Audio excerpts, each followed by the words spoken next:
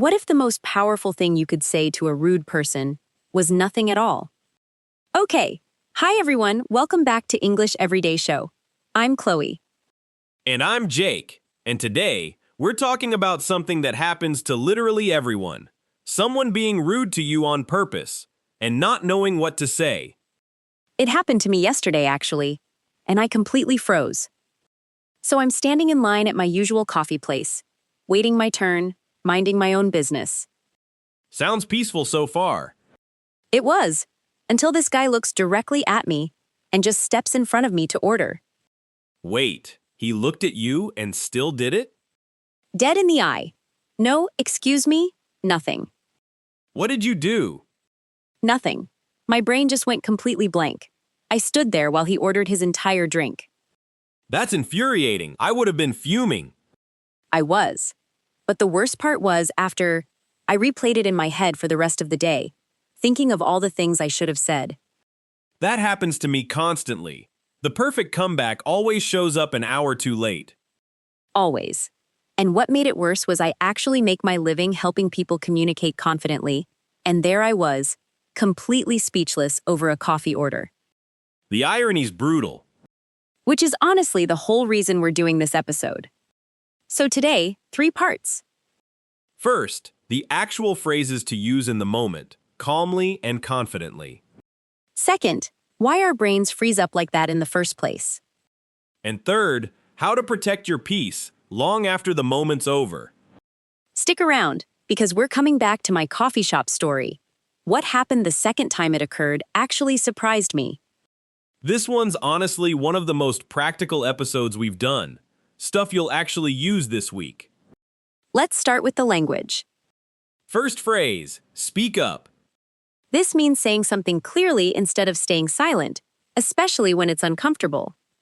I finally spoke up and told him I was next in line.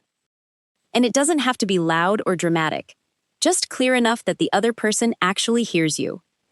That's the hardest part sometimes, honestly, just getting the volume right. Next, call it out. To directly name bad behavior instead of ignoring it. She called it out immediately instead of letting it slide. Next phrase, stand your ground. To stay firm in your position, without backing down just because someone's being difficult. I stood my ground even though he tried to argue. Next, hold your ground. Almost identical to the last one, staying steady and not letting someone push you around, physically or emotionally. He raised his voice, but she held her ground and didn't move. Last one, keep your composure. Staying calm and controlled on the outside, even when you're frustrated inside. I kept my composure even though I was furious. Honestly, which one do you think would have helped me most in that coffee line? Probably speak up. The words weren't even the hard part. It was just getting your mouth to actually move. Exactly. There's one more I want to add. Hold your tongue.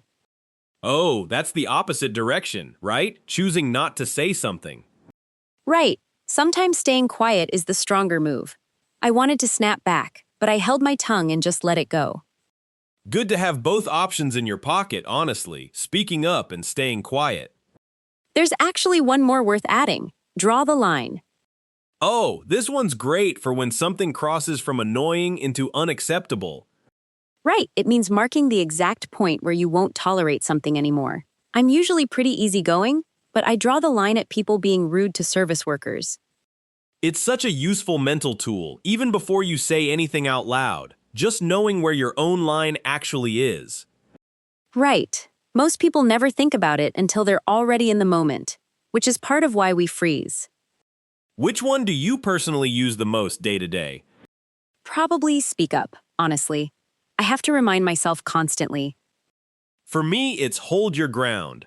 I use it mentally even before I open my mouth. That's it. Let's lock these 5 in. Word 1, assertive. ASSERTIVE.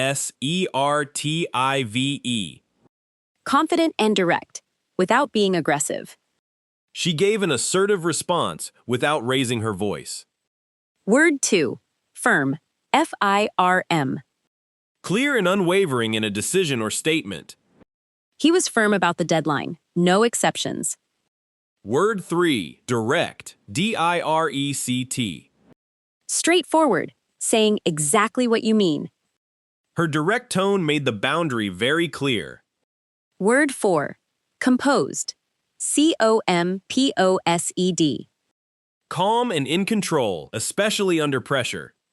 She stayed composed through the whole confrontation. And word 5, unshaken, U-N-S-H-A-K-E-N. Not affected or disturbed by something upsetting. He seemed completely unshaken by the insult. And another use, stay unshaken even when people try to provoke you. That's basically the theme of this whole episode in one line. 5 words, locked in. All right, I stood my ground for him.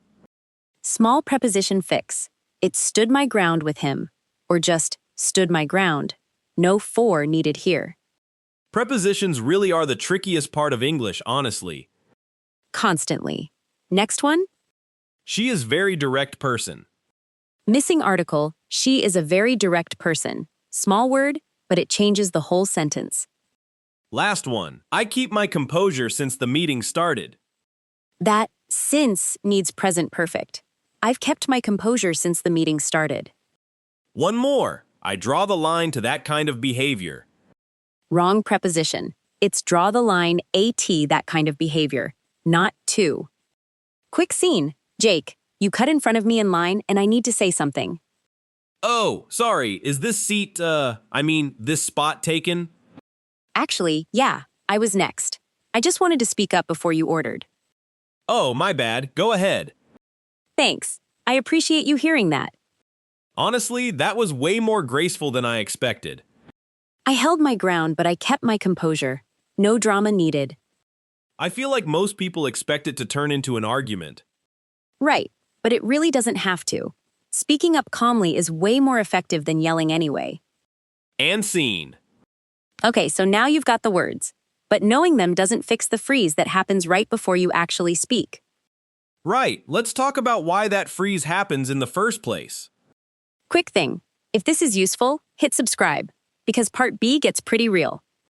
So, Jake, why do you think our brains just go blank like that?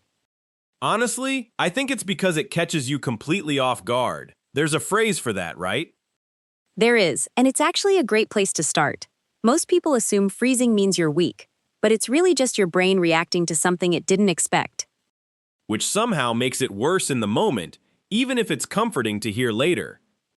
Right, catch you off guard, meaning something happens so suddenly you're not prepared to react. His comment caught me off guard, and I just stood there in silence. Next, freeze up. To suddenly be unable to speak or move, usually from shock or nerves. I froze up completely and didn't say a word. Next phrase, replay it in your head. Mentally repeating a moment over and over, usually imagining what you should have said instead. I replayed it in my head all afternoon, thinking of better comebacks.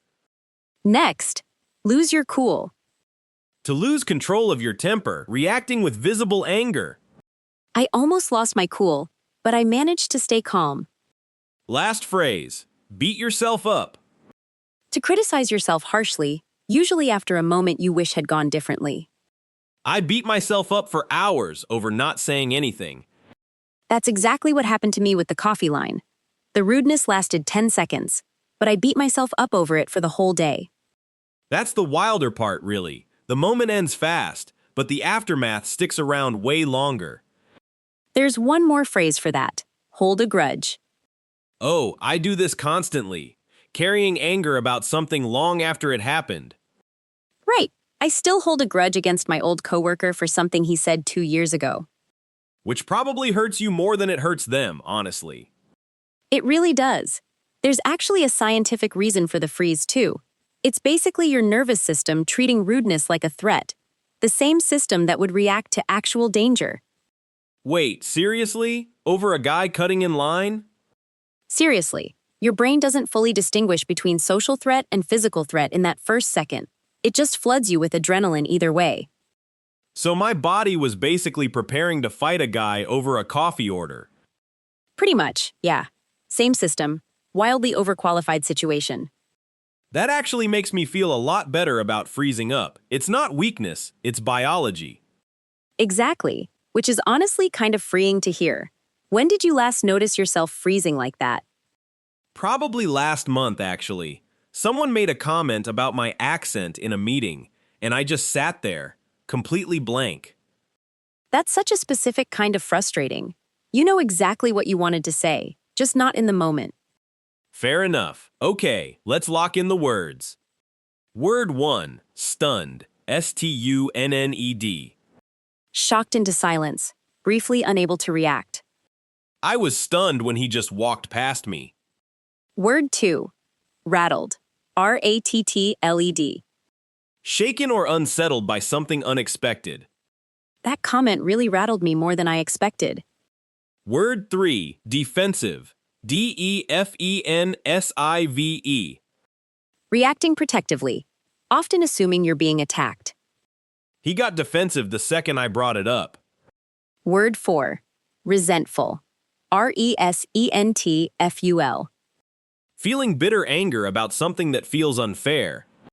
She felt resentful for weeks after the incident. And word 5, on edge. 2 words. Nervous, tense, easily irritated. I was on edge for the rest of the day after that. And a second example, the whole team was on edge after the layoffs were announced. Good one. Shows it works for group situations too, not just individuals. 5 more locked in. I was catch off guard by his comment. Small verb fix. I was caught off guard. Past participle, not catch. She feel defensive whenever someone corrects her. Subject-verb agreement. She feels defensive, not feel. Last one. I hold a grudge for 2 years already. Present perfect needed here. I've held a grudge for 2 years already. One more. I got rattled from the comment. Wrong preposition again. Rattled by the comment, not from. All right, 2 coworkers after a rough meeting. Honestly, that comment in there really rattled me. I noticed you got quiet. What happened? He caught me off guard with that joke, and I just froze up completely. I hate that feeling. You know exactly what you wanted to say 5 minutes later. Exactly. And now I'll probably replay it in my head all evening. Try not to beat yourself up over it. He was probably just having a bad day. Maybe. Still doesn't make it easier in the moment, though. I know, but it usually isn't really about you. It's about whatever they're carrying around. That helps a little, actually. Still doesn't make it easier. And seen. Quick one. Comment the English phrase you wish you'd said the last time someone was rude to you. We'll read a bunch of these and react to them soon. And our community group is linked below if you want to practice this stuff with real people. Now, how do you actually protect your peace afterward? First phrase, take the high road. Choosing the more mature, respectful response instead of matching someone's bad behavior. I could have argued back, but I decided to take the high road. It doesn't mean you're okay with what happened, by the way. It just means you're choosing not to let it control you. That's such an important distinction. People sometimes think it means staying silent forever, and it really doesn't. Next, set a boundary. Clearly stating what behavior you will and won't accept from someone. I set a boundary and told him not to speak to me that way again. Next phrase, an I statement. A sentence that starts with how you feel instead of accusing the other person, so it sounds less like an attack. Instead of saying you were rude, I used an I statement. I felt disrespected by that comment. Next, let it go. Choosing to release your anger about something instead of carrying it forward. It took a while, but I finally let it go. Last phrase, protect your peace. Prioritizing your own emotional calm over winning an argument or being right. I stopped replying to his comments just to protect my peace. Which one do you think mattered most for you, long term? Honestly, protect your peace. Once I stopped needing the last word, everything got so much easier. Same here. It's such a mindset shift, not just a phrase. There's one more phrase I want to add. Pick your battles. Oh, this one's important. Not every rude moment deserves a full confrontation. Exactly. It means choosing carefully which conflicts are actually worth engaging in, instead of fighting every single one. I used to argue about everything, but now I try to pick my battles. Which honestly saves so much energy. Not every rude stranger needs a response. Right, sometimes the most powerful move really is just walking away and saving your energy for the things that actually matter.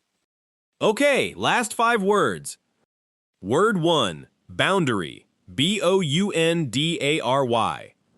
A limit you set on what behavior you'll accept from others. She set a clear boundary with her coworker.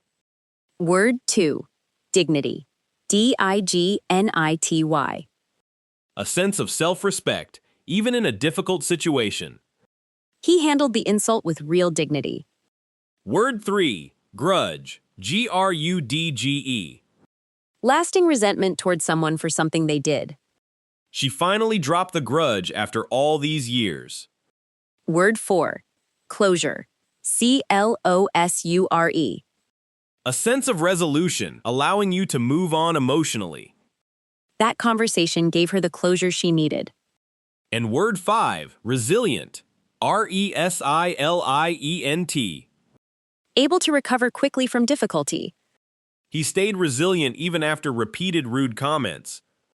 And one more. Building resilience takes practice, but it gets easier every time. Nice note to end the vocabulary on, honestly. 15 words today.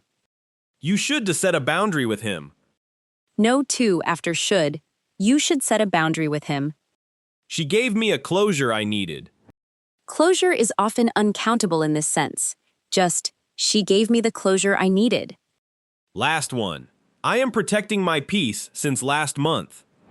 Present perfect continuous fits better. I've been protecting my peace since last month. One more? I need to pick my battle more carefully. Small fix. It's plural here. Pick my battles, since it refers to the general habit, not just one. Last scene. I'm venting to you about a friend who keeps making rude jokes. Have you told him how it makes you feel? Not really. I usually just let it go. Maybe try an I statement instead. Something like, I feel embarrassed when you joke like that in front of others. That actually sounds a lot less like an attack. Exactly. And it sets a boundary without starting a fight. I think I need to protect my peace a little more with him, honestly. It might feel awkward at first, but it usually gets easier after the first conversation. I'll try it this week. Actually, maybe I'll pick my battles and start with just the worst jokes. That's exactly the move. And scene. Now let's go back to my coffee shop story. So what happened the second time? A few weeks later, same coffee shop, and it happened again. Different guy, same move, stepping right in front of me. No way. Did you freeze again? Not this time. I spoke up immediately. Calm voice, no drama, just, excuse me, I was actually next. And? He looked a little embarrassed, apologized, and stepped back. Whole thing took maybe 5 seconds. 5 seconds. Compare that to the entire day you lost the first time. Exactly. And the best part, I didn't replay it in my head afterward at all. I just moved on with my coffee. That's the real difference, right there. It really is. I held my ground, kept my composure, and then just let it go completely. No grudge, no beating myself up. What do you think actually changed between the 2 times? Honestly, I think I'd finally drawn the line for myself beforehand. I knew exactly what I'd say if it happened again, so there was nothing to freeze over. So the prep happened way before the actual moment. Right, and I think that's the part people miss. You don't build confidence in the moment, you build it beforehand, in all the quiet moments in between. From a ruined afternoon to 5 seconds and done. Exactly. And that's honestly the whole point of everything we talked about today. The words help in the moment, but protecting your peace afterward is what actually changes things long term. Quick recap. Part A gave us language for the moment itself. Speak up, call it out, stand your ground, hold your ground, keep your composure. Part B was about why we freeze, getting caught off guard, freezing up, replaying it in our heads, losing our cool, beating ourselves up. And Part C was about protecting your peace afterward, taking the high road, setting a boundary, using an I statement, letting it go, and protecting your peace. Next time, we're staying close to this, talking about how to apologize sincerely in English for when we're the ones who mess up. That one's going to pair really well with today's episode. And remember, you don't need the perfect comeback, you just need one calm sentence. If this helped, hit like, subscribe, and share it with someone who needs a calmer comeback in their pocket. Practicing these phrases out loud this week actually makes a real difference, by the way. It really does. See you in the next one. Hi, everyone. And remember, calm is always louder than you think.